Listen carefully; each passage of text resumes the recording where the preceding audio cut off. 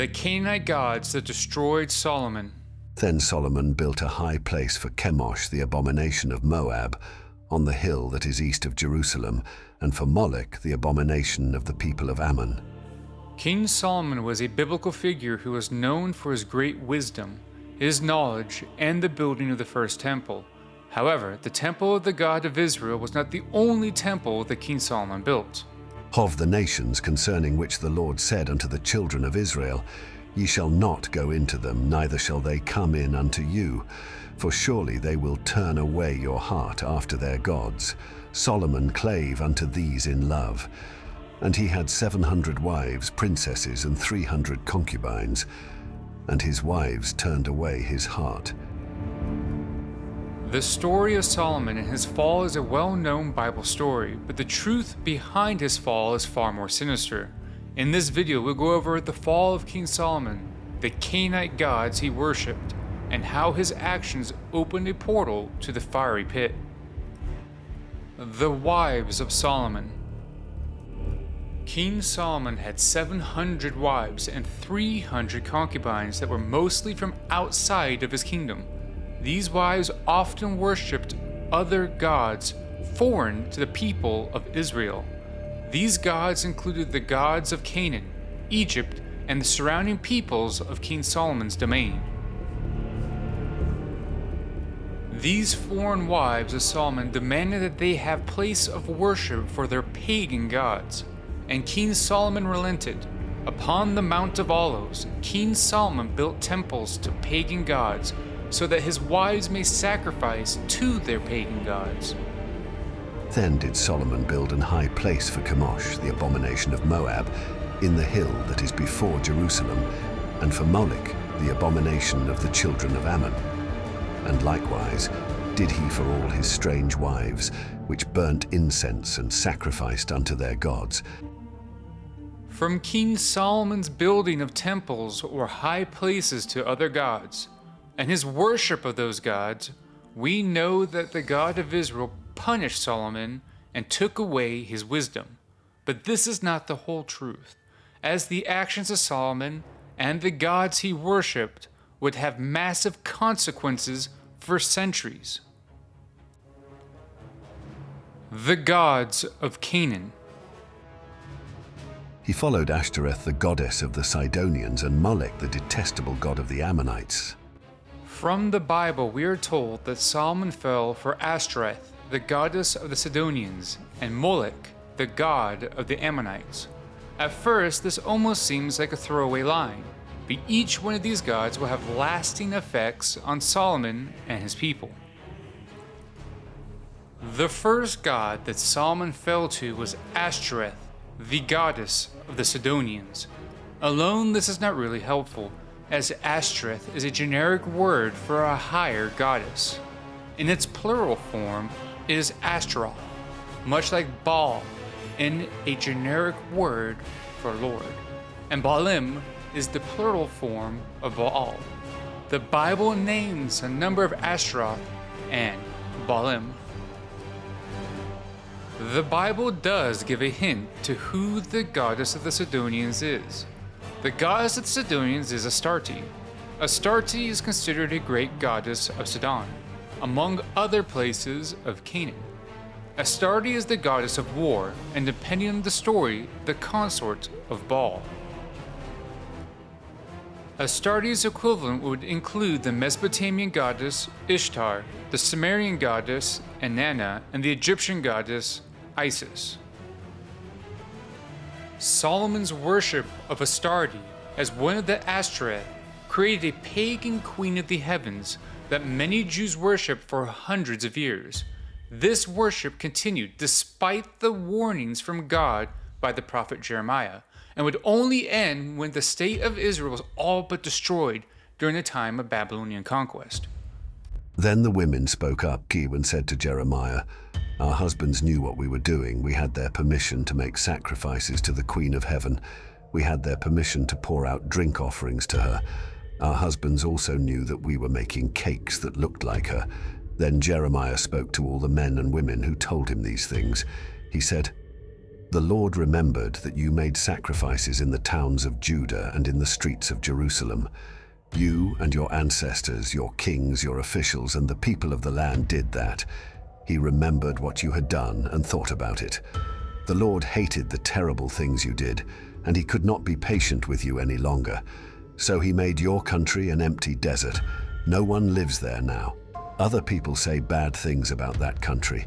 The reason all those bad things happened to you is that you made sacrifices to other gods. You sinned against the Lord. You didn't obey him or follow his teachings or the laws he gave you. You didn't keep your part of the agreement. Molek, the detestable god of the Amorites. The Bible tells the reader that Molek, the god of the Ammonites, was the other god that turned King Solomon away from the God of Israel. Molek, otherwise known as Moloch, is a Canaanite god known for human sacrifice. The visage of Molek is that of a body of a man and the head of a bull. The depiction of Molek often shows him holding out his hands to embrace the human, oftentimes a child, who would be thrown into the fiery pit as sacrifice. And he defiled Topheth, which is in the valley of the son of Hinnom, that no man might make his son or his daughter to pass through the fire to Moleki. There is one major problem. The Ammonites did not worship Molek. Instead, they worshipped a god named Milcom. Milcom was the god of Ammon that is recognized with archaeological evidence and the Bible. A source of confusion may come from the similarities between Molek and Milcom, with both being closely associated with bulls. There could also be a far simpler solution. Molek is often tied with Melek, which means king. This could be a reference to Milcom being a royal or kingly god of the Ammonite royal family, which archaeologists seem to suggest. Because that they have forsaken me, and have worshipped Ashtoreth, the goddess of the Sidonians, Chemosh, the god of Moab, and Milcom, the god of the children of Ammon.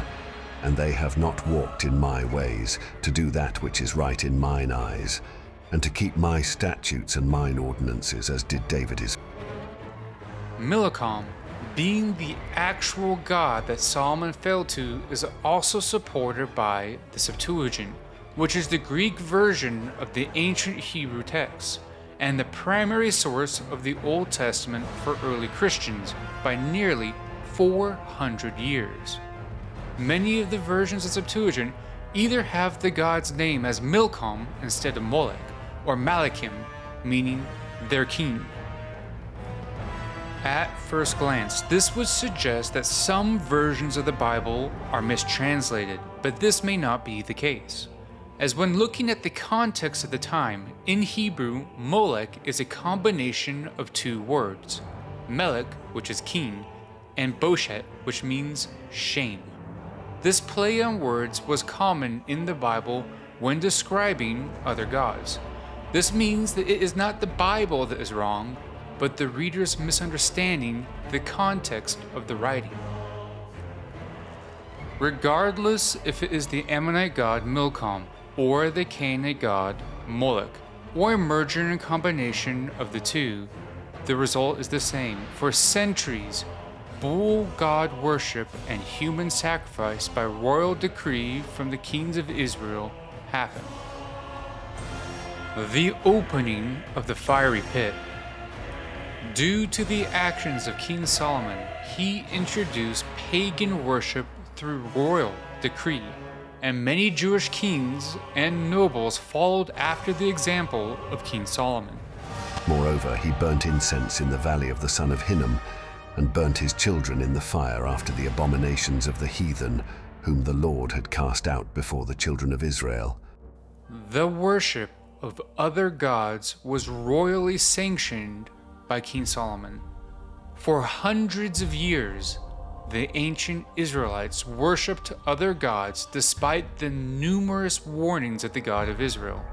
Sacrifice to other gods was held at the high places built by King Solomon at the Mount of Olives, local shrines, and most infamously, the Valley of Ben Hinnom. And he caused his children to pass through the fire in the valley of the son of Hinnom. Also he observed times and used enchantments, and used witchcraft, and dealt with a familiar spirit, and with wizards. He wrought much evil in the sight of the Lord, to provoke him to anger. They built high places for Baal in the valley of Ben Hinnom to sacrifice their sons and daughters to Molek, though I never commanded, nor did it enter my mind, that they should do such a detestable thing, and so make Judah sin.